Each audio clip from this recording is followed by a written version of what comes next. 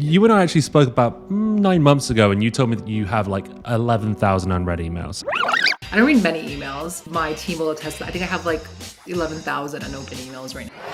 Have you got that under control yet? I think I was at like 20,000 and then now it's done. It's at 0. You asked me for a good email that you were able to book a meeting, or you booked a meeting with. This is the one. This is the one email This is that the ever one. booked him. And when was it sent to you? It was May 10th, 2022. It's almost been a year since you responded to a sales email. Okay, so a couple of things.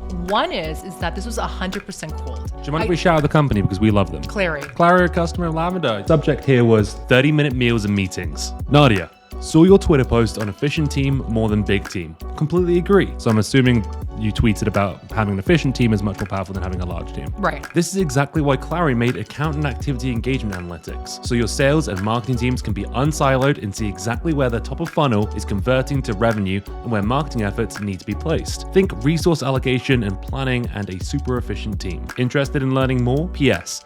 Did spring cleaning last weekend as well.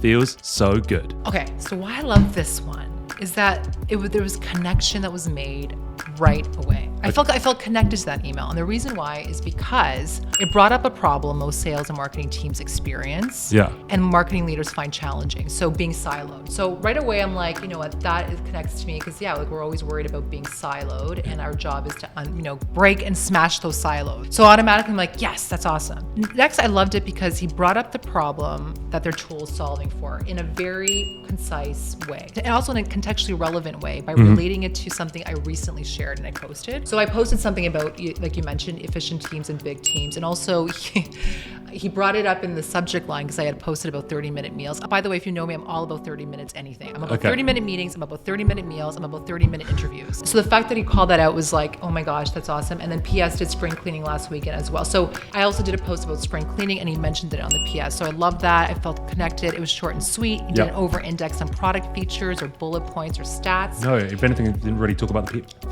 No, because I don't want to know all of that. Right? No. I'm not going to really read it. And honestly, it's probably not going to hit any of the points that I would probably, that would inspire me to purchase software. So I don't really like emails with all of that. And then lastly, it addressed a better future. So resource allocation and super efficient teams. So all of that rolled in one. Got me excited and I booked that meeting. Damn it. I did. I'm glad to hear it. Clary, a great company. You can tell this was written by Lavender as well.